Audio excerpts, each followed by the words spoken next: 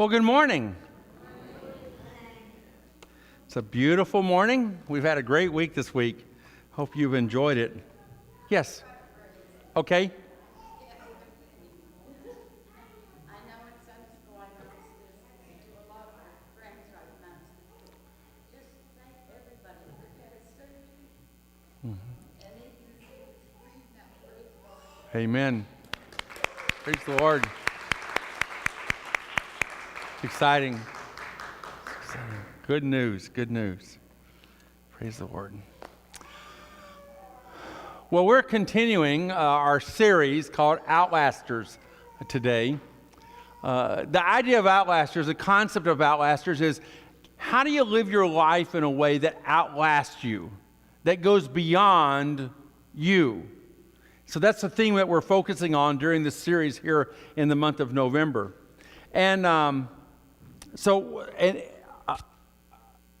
as we think about this, there's a verse that we're using sort of as a key verse. It's from Psalms, and it's not in your worship folder today on your note guide, but I still wanted to review it. I wanted to read it again this morning to you. So let's look at that key verse. It's from Psalm 112, verses 1 to 4 and verse 6. Praise the Lord. How joyful are those who fear the Lord and delight in obeying his commands. Their children will be successful everywhere. An entire generation of godly people will be what? Blessed, right. They themselves will be wealthy, and their good deeds will last how long? Forever. Light shines in the darkness for the godly. They are generous, compassionate, and righteous. Such people will not be overcome by evil. Those who are righteous will be remembered how long? Right? Will be long remembered. It's going to take a long time. Their memory is going to go on. Well, today we're going to focus on that concept of they are generous. And we're going to look at money today. Money's a touchy topic for some people, but today I want to talk to you about having financially free families. Financially free families. I want to tell you a little bit about my story and stuff like that. In my home I grew up in, we were starting out in my family. We were we were middle class, I guess, or lower middle class. I don't know. My mom and dad both worked. They worked originally around the time I was born. They worked at an office supply store. And my mom did bookkeeping, and my dad did deliveries, and he did cash register repair. And so that's the life I sort of grew up in. Later, my mom got hired by a company that loaned money to farmers, Production Credit Association, and she started out as a secretary there and worked her way up to the time she retired from there. She was a vice president of the company, of the association. And so we saw things change over the years. I remember as a kid growing up, we wore things called hand-me-downs. Some of you know what hand-me-downs are.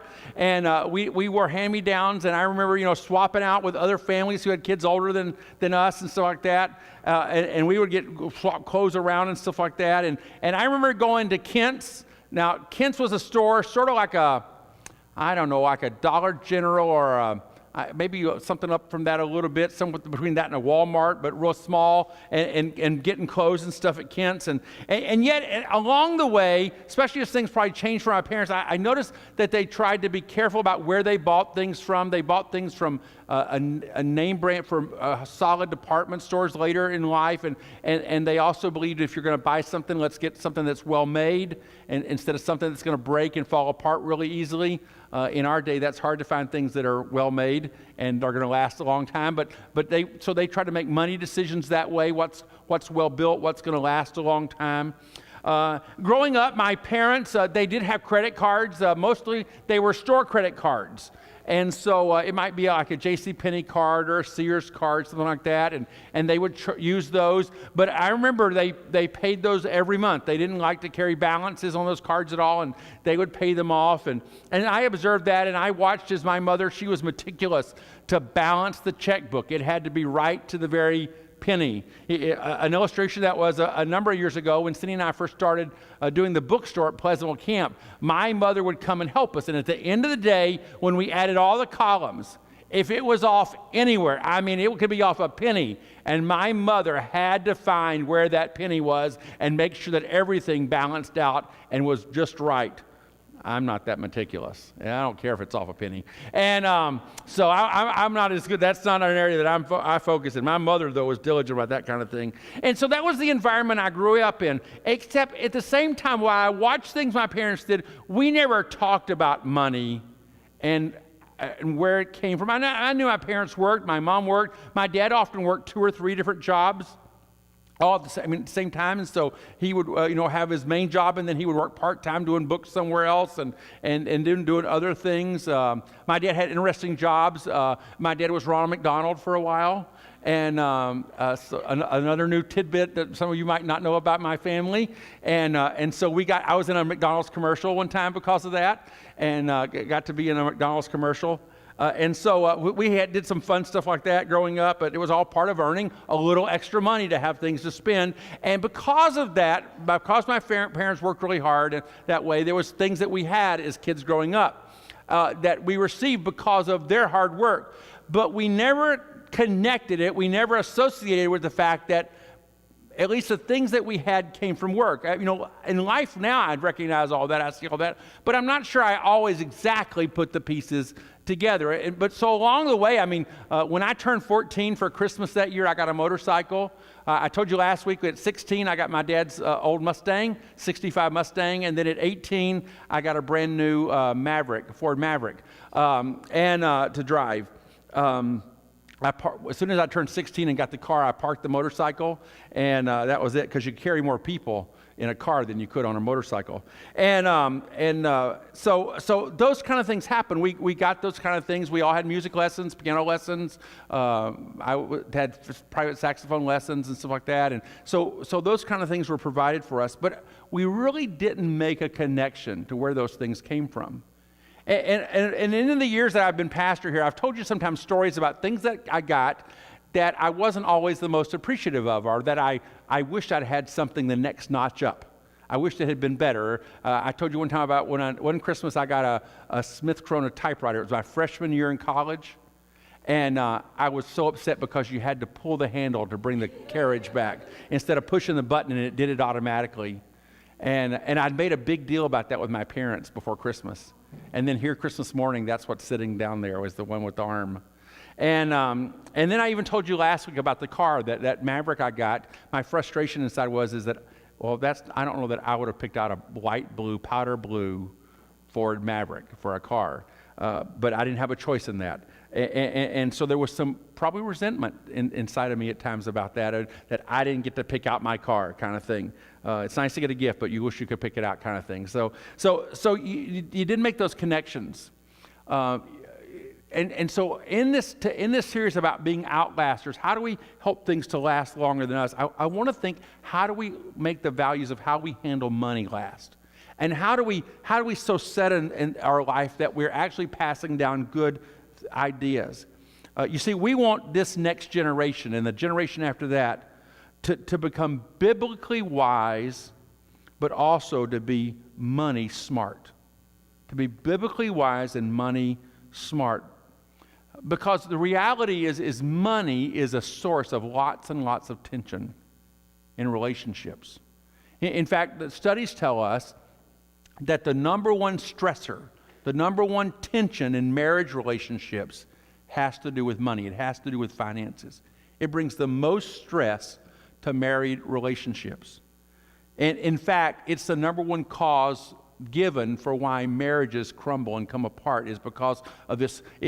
All kinds of other things emanate out from that. And for Cindy and I, we also struggled a lot with money. When we first got married, my parents handled money very differently than Cindy's parents. And so we had totally different ways of looking at money when we got married. Because of that, it created a lot of tension in our relationship. And in my arrogant, all-knowing self, I thought the way she handled money was just stupid.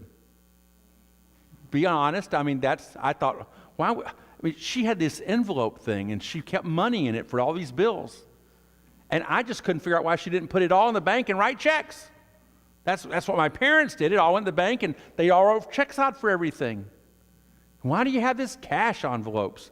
Of course, when we started taking Financial Peace University and Dave starts talking about money, cash envelopes, using a cash system, I was sort of put my head down like this.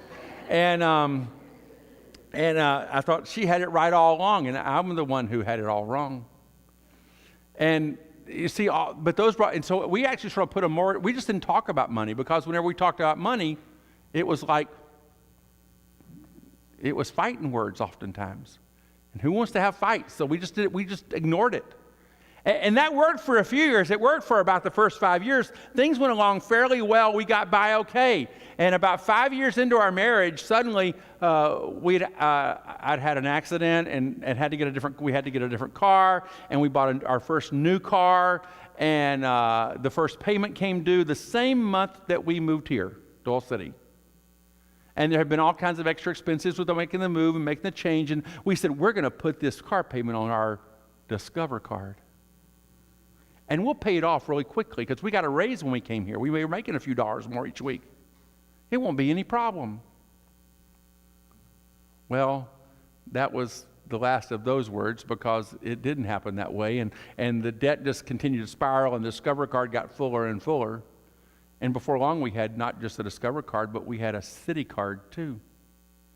And our life just sort of spiraled out of control.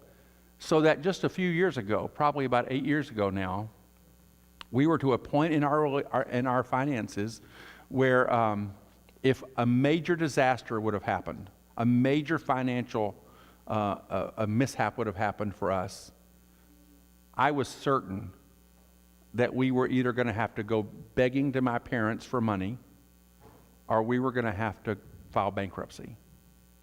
Things had gotten that bad. We had 3 or 4 cards that were all close. They weren't max, but they were pretty close. There wasn't enough for any one disaster. We had school loans and stuff like that, and we had also then we had all the the Bon-Ton card and the Sears card, and we had all the store cards too. And all that stuff over time had just gotten built up, and all the money we spent were for good things. I mean, we bought things to use here at church, and we were doing good stuff.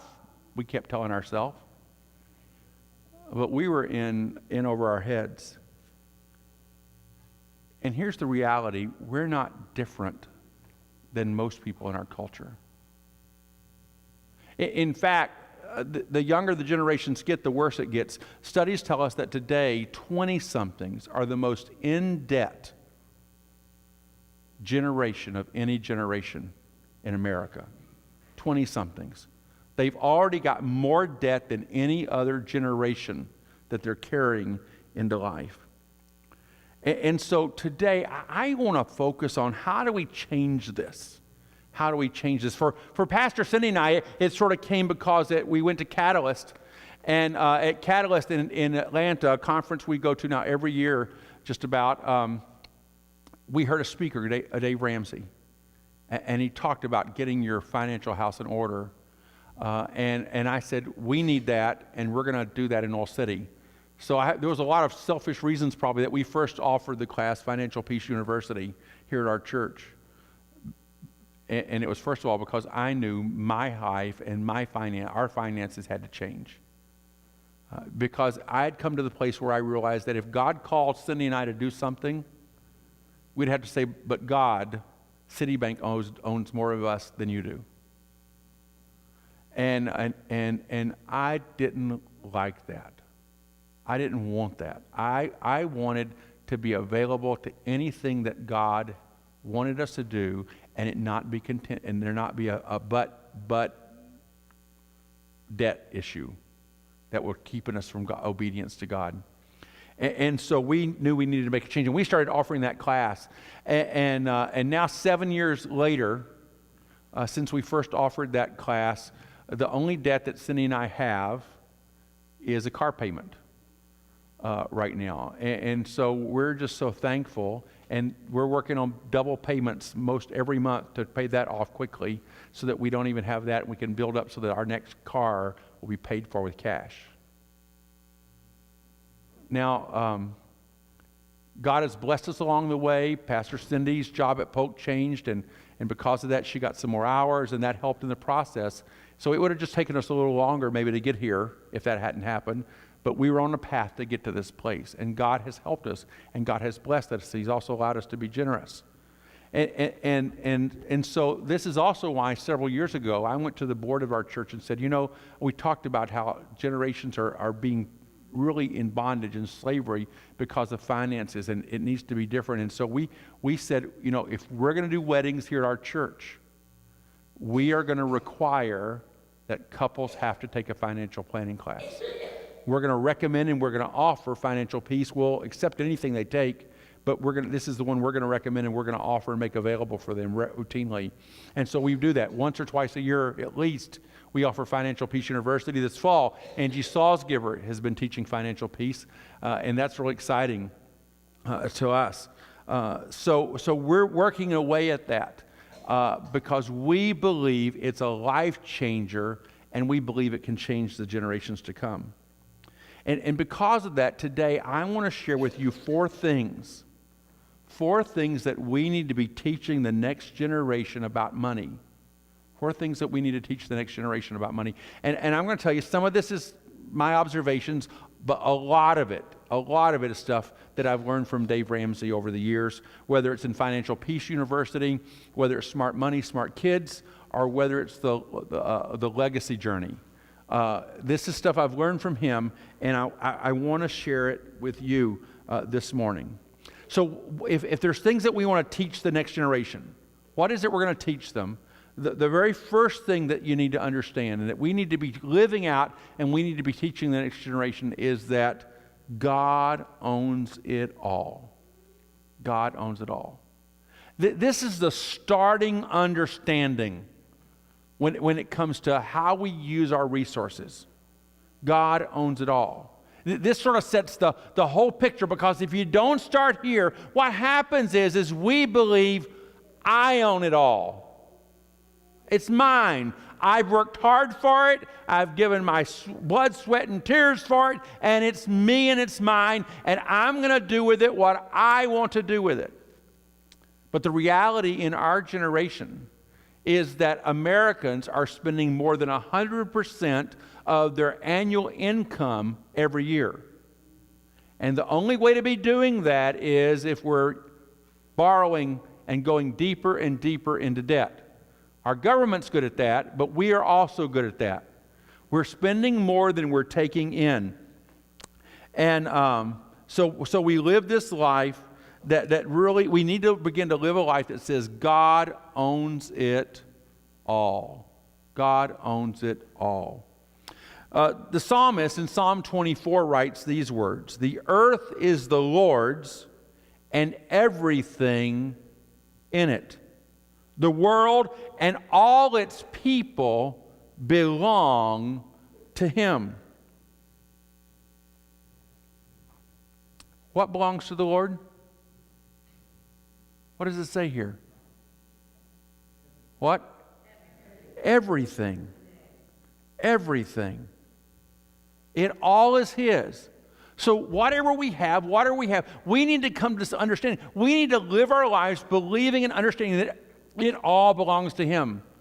I remember listening to Pastor Nelson Searcy. Nelson pastors the Journey Church in New York City. And Nelson says that he came to faith in Christ as a young adult. And he said, when I came to faith in Christ, he said, I thought it was a pretty good deal that God owned all of it, and He let me have to use 90% of what I got, and all He asked back for was 10%. He said, I thought that was a really good deal. He said, so the idea of tithing, of giving, was no big deal at all to me. I just thought that was a great arrangement. God owns it all.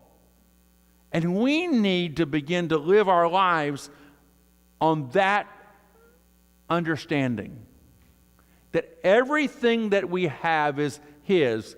The word that's used often in Scripture is the word steward. I'm a steward of it. And a steward is one who manages money for somebody else. It manages assets for somebody else. The steward of an estate was the person who managed the state, the kingdom or the land for the landowner. The steward didn't own it. The king owned it, or the Lord owned it. And the steward then managed the Lord of the realm's assets. God owns it all. And yet the problem in our culture, when we think about passing this along to the next generation, is that we in our culture have become kid-centric. Everything we believe revolves around our children. And all of life circles around them and their events and all the things they have to be okay in life. We don't want to mess them up. And so we just give them all of this stuff and all of these activities, and we just feed it into them such that they grow up believing that they're the center of life and everything revolves around them. I've been noticing this now for a number of years, and it's only getting worse, actually. It's getting more and more ingrained into our culture. And there's this great guilt trip that's put on parents if you don't do everything for your kid and provide everything and have your kid in everything.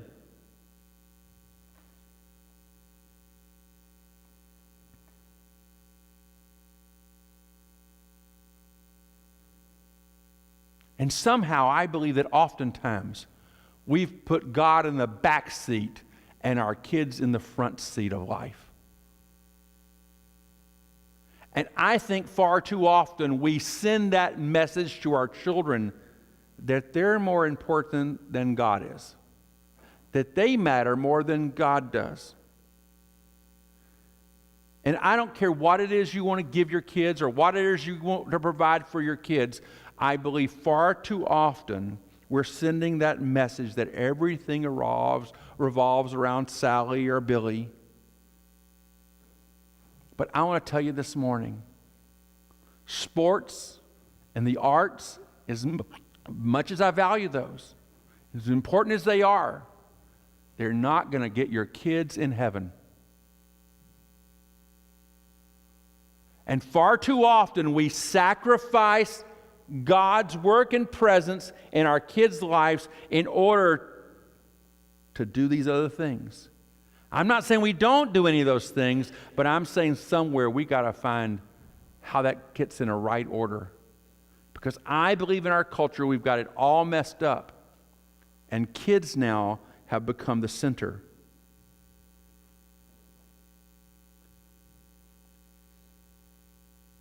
And we've let it happen.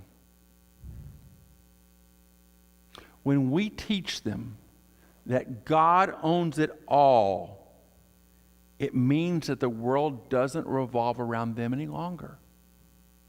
We begin to ask different questions. We begin to ask that question of, what would God want us to do? What choices would God want us to make? What priority would God put? And you can begin to talk to your youngest kids about that kind of stuff. You can begin to teach them about making choices that God and God's presence and God's lordship of their life begins to inform. And so we do this because. We're not going to do that because. And we begin to talk about what it means for God to truly be Lord of our life, that God owns it all. The second thing that we need to teach the next generation is the value of work. The value of work. We need to somehow help them to understand that work and resources go hand in hand. That in order to have things, you have to show up. You have to come. You have to work. The writer of Proverbs recorded these words in Proverbs 13:4. Lazy people want much, but get little. But those who work hard will prosper. Those who work hard will prosper. Work is important, and we need to teach our kids about the value and the importance of work. Dave Ramsey talks about in all of his teaching that his kids, when his kids were growing up, they didn't get an allowance. I have to admit, our son didn't either. We kept thinking we were going to give him one, but he never got it because we had already spent it. Okay? And but we need to teach them, instead of an allowance of being handed money, that instead of mom and dad as an ATM machine, we need them to begin to understand that there's reward that comes from labor, from working. Now, there are things that we'll all do in our families just because we're part of the family. Every one of us. But there's some things that would be good that you set up a system with your kids, and you make that an age-appropriate system. So if they're really young, we're not talking about slave labor camps here, okay? Your home's becoming that. That's not what we're talking about. But we are talking about recognizing that they need to understand you're teaching them a life lesson, that when certain things, when you do them, you're going to get compensated for them. You're going to earn something for that. And so you begin to have, there's the chores that we all do because we're part of the family, and then there's the things that we do in the family, and you get money because of that. You get paid to do that. And if you don't do it this week, when Friday comes or whatever day you hand out the money in the family, you don't get it this week. But I want to go skating. Sorry. You didn't do your chores this week. You don't get the money. So the money's not there to do what you want to with it. We need to teach them that money comes from work. And then what do you do with the money? And so that's the third thing I think we need to teach them, the importance of a financial plan. Now, we're not going to go into great financial plans, but I just want to give you a quick overview about how you can teach your kids the basics of what we do with our money. The first thing is, because here's a reality. Money has limits. It only will go so far. You take $15, it's only going to go so far. So you have to decide, what am I going to do? How am I going to use this $15? Because if I use it all over here, then I can't do this over here. And so you have to begin to teach your kids that there's choices about what I'm going to do with this money. I can't do everything. It's a finite entity. This is all we have. We need to teach some Congress people this lesson. This is all we have. And so we have to make it work and stretch to provide what we want. And so we take the most important stuff first, and then there's other things that might not get funded.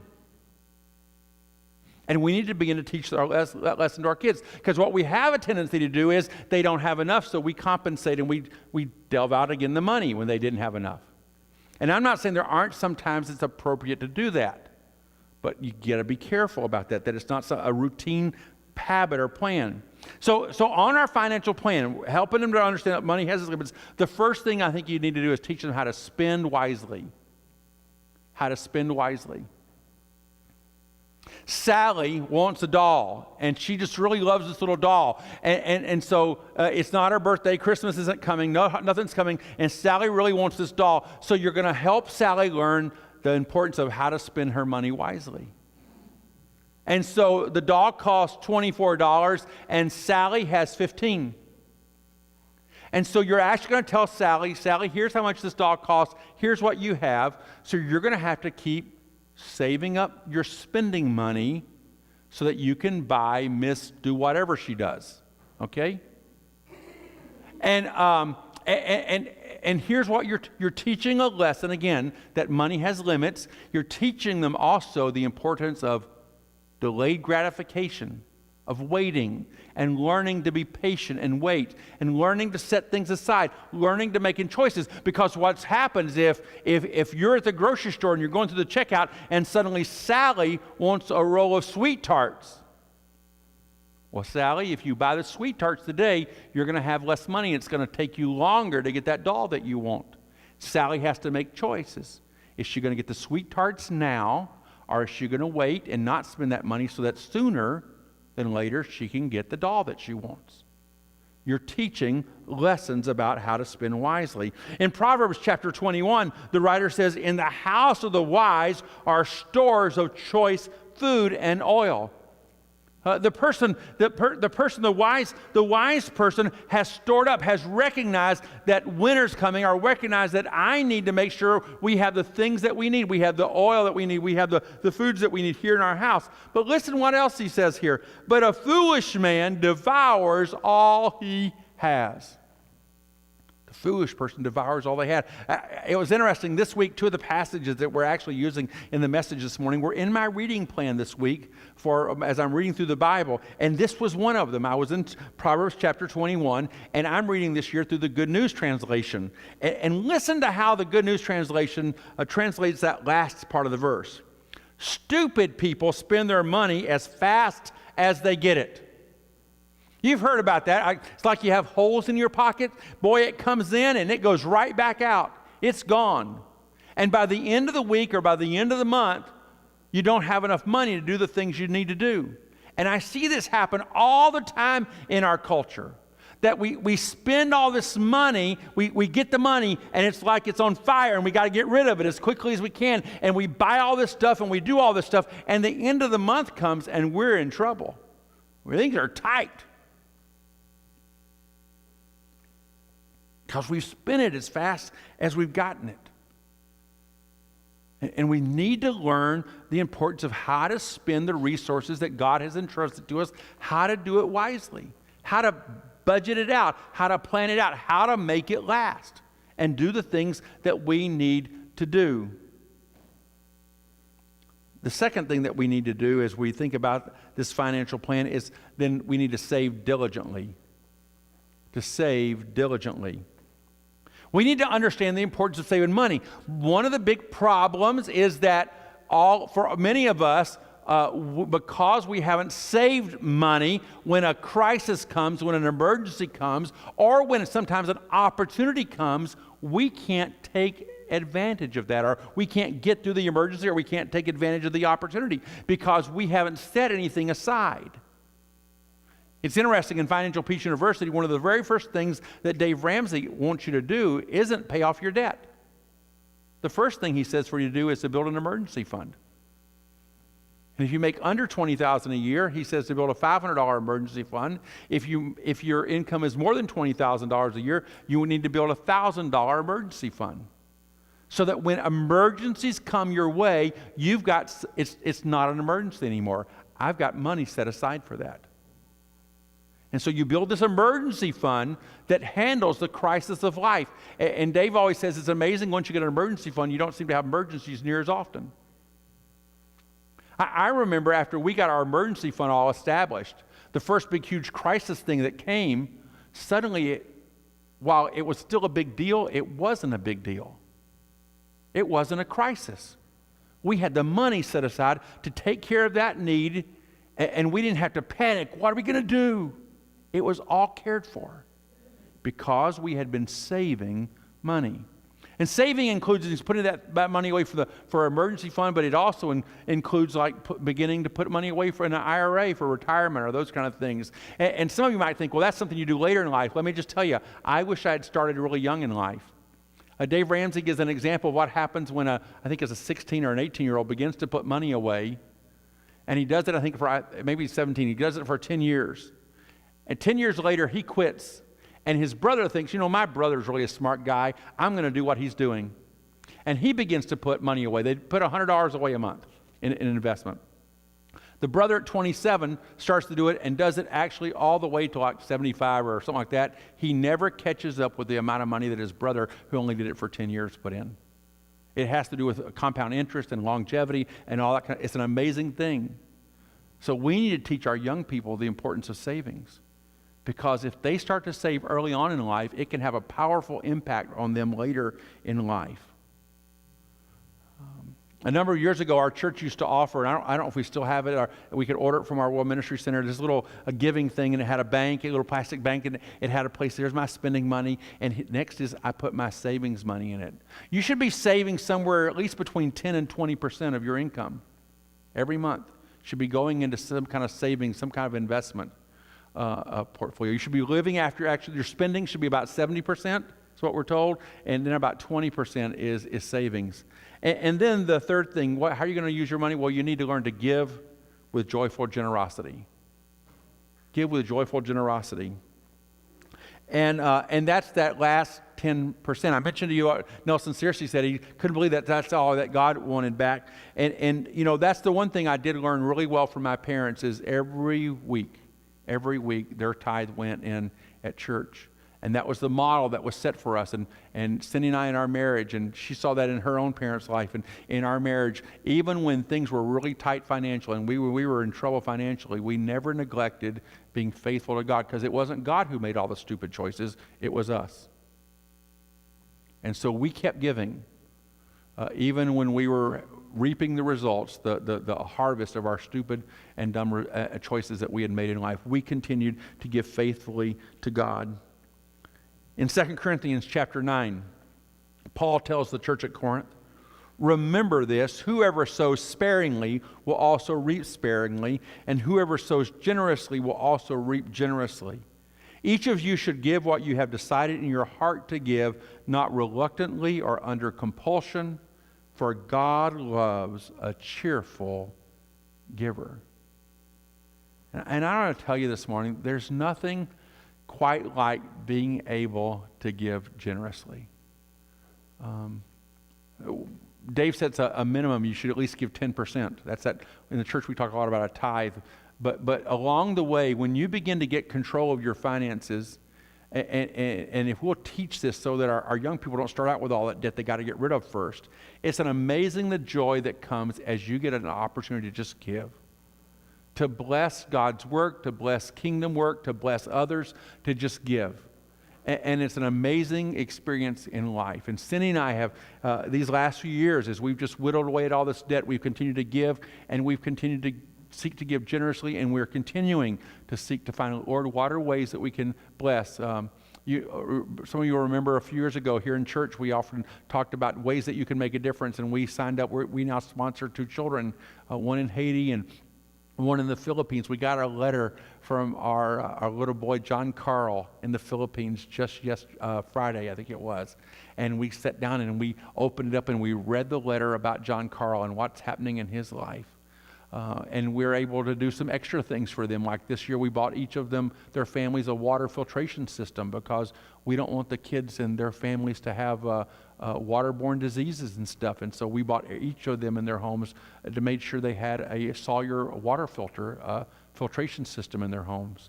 And we took care of that. We paid for that. And there's just opportunity after opportunity that you get to make a difference. Because let me just tell you, generous people are a joy to be around. Stingy people, you don't want to hang with them. You can tell after a while. You begin to pick up on people who are stingy, greedy. They hold everything. They hold on to everything. It's mine. I got to have it. Well, I might later not have it, so I've got to hold on. And they got clenched fist in life, and they treat life that way. But generous people are people with open hands and open arms and open hearts, and they're just a different kind of people to be around. And I believe we need to raise up a generation that understands the importance of great generosity, joyful generosity. So if we're going to invest in this next generation, if we're going to make a difference in the life financially of the next generation, we need to teach them that God owns it all. We need to teach them that money comes from work. And we need to teach them to have a plan and this just basic plan, a concept of how do you manage the money. The neat thing along the way is as you get more and more and there's no debts and stuff like that, and you learn to live in a certain way that's not extravagant or way over and above what you have, you actually get to start increasing that giving side. And so it's not just 10%, but it may be as 12 or 15 or 20%. You're just learning, Lord, what are the things that you put me in a place that I can bless and I can make a difference? And all of it begins to come, I believe, and helps because the fourth thing that we need to teach is that contentment is the antidote. You see, we live in a culture that's focused on wanting more and more and bigger and better. And we're a culture that's never content.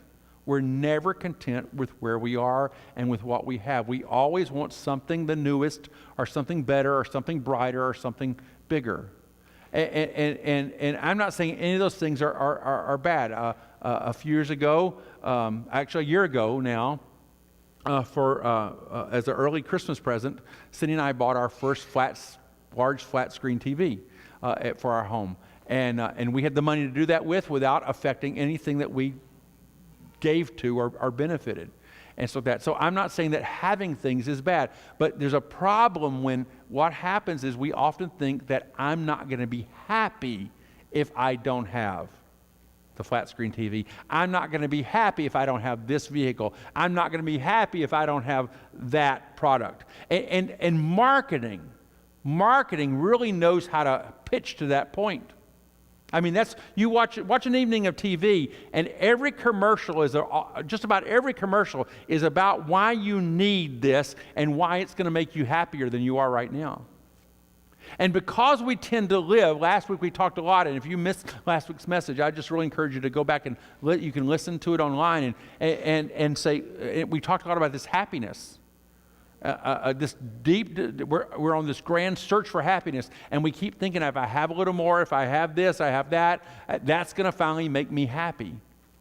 And we've got to come to that place where contentment rules the day. And that doesn't mean we don't ever get anything else, but the reason we're getting it has different reasoning. It's not because I'm getting this so that now I'll finally be happy. I'm getting this because I can and I want to, and I think I'll enjoy it. But if I don't get it, I'm not going to walk around with my head and my lip dragging the ground or something like that, and woe is me, I just can't have what I want, poor me. Have you ever done that? I have.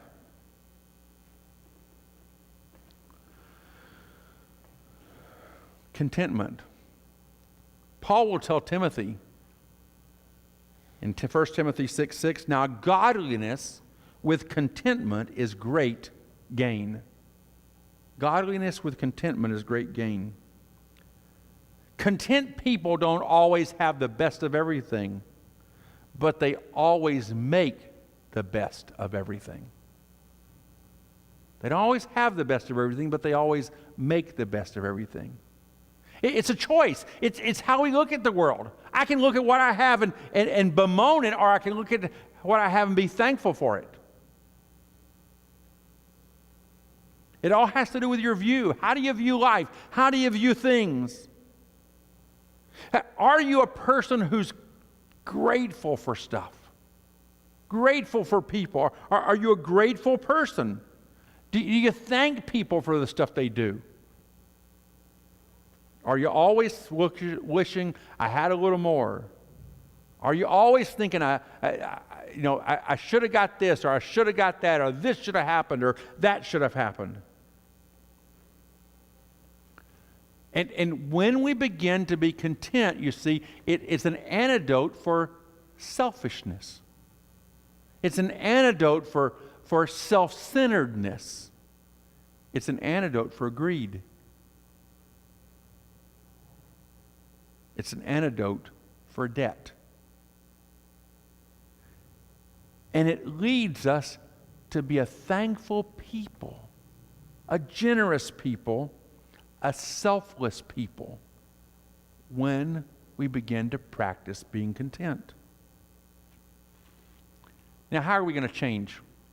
How are we going to change a generation? How are we going to begin to take these ideas and these concepts that we're talking about in this series, and how are we going to make a difference? Well, the reality is that more is caught than taught. So I'm not saying you shouldn't teach these things. You should, but here's the truth. If you're not living them out, all the things that you say is not going to make a difference. If you're not beginning to learn how to practice them in your own life, all of your wise words to those around you is going to have very little impact, because what they're going to do is they're going to actually see what you're doing. Your kids and your grandkids, they're going to see actually how you live. Mom and dad or grandma and grandpa, they don't act as if God owns it all. They act like they own it all. It's theirs. And you can talk to your blue in the face about how God owns it all, but if they don't see it lived out in you, it's not going to have an impact. You need to to live this out every day and see every day as teachable moments in the ebb and the flow of life. There's just always opportunities to talk about how God has blessed us with what we have and how God calls us to use responsibly what we have and how God's helping us to make a difference. You know, when you're writing that check, if you still do that, or when you're putting cash in that envelope to bring to church, or you're online and you're typing in and doing bill pay or whatever, and you're putting some money in for church, and if your kids know it and you're, man, I wish I had that myself, or why am I giving that, or I think I could use that a lot better than the church could, and so that, your kids are going to hear that and they're going to pick that up. They're going to know that. I must admit to you this morning, I wish that Cindy and I had learned these lessons 32, 33 years ago. Our son's life would be very different today if we hadn't. Teachable moments. Sometimes we ask the question, is it too late to start? Cindy and I started this around the age of 50, learning and making these changes in our life. It's never too late to start. I don't care who you are and where you are. It's never too late to start to live this way. It's never too late to have this impact. You might have missed it for your kids, but you can at least make this impact on your grandkids, or on some neighbors, or on other friends at work. You see, you can become the voice that speaks into other generations who are around you, wherever you are and whoever you are. In Deuteronomy, we hear these words. Today I have given you the choice between life and death, between blessings and curses. Now I call on heaven and earth to witness the choice you make. Oh, that you would choose life so that you and your descendants might live. Debt, mismanagement of our resources makes us slaves. Makes us slaves. I said to you earlier that what really got a hold of me and made me so desire to make this change is I began to realize that the credit card companies own me more than God did. And I didn't want them to own me. I wanted God to have all of me.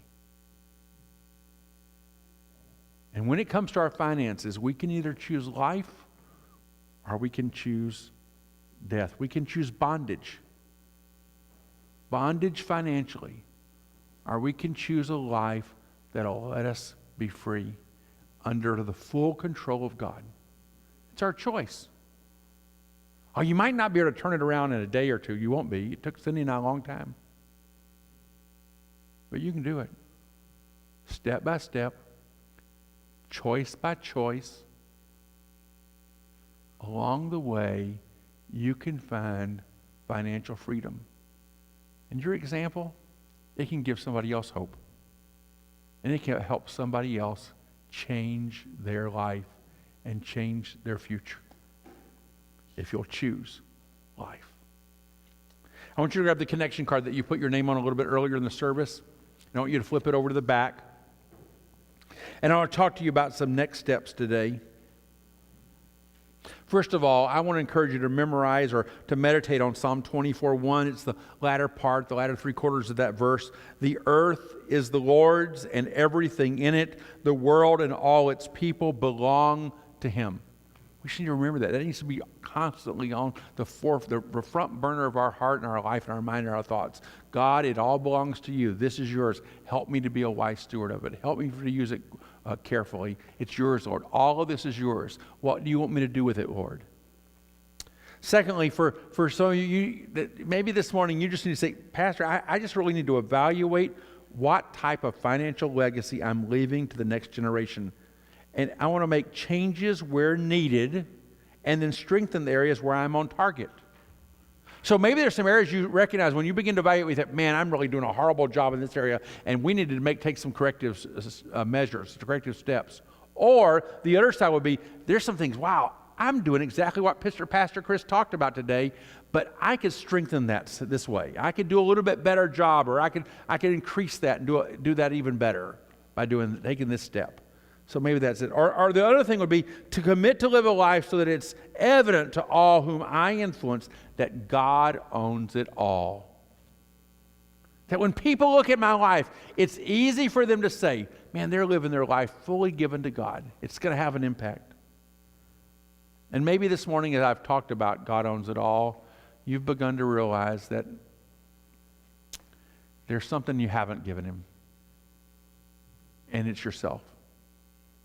You really never have said, God, here I am, take me. And this morning, you need to surrender your life to God, asking him to be your Savior and to be the Lord of your life.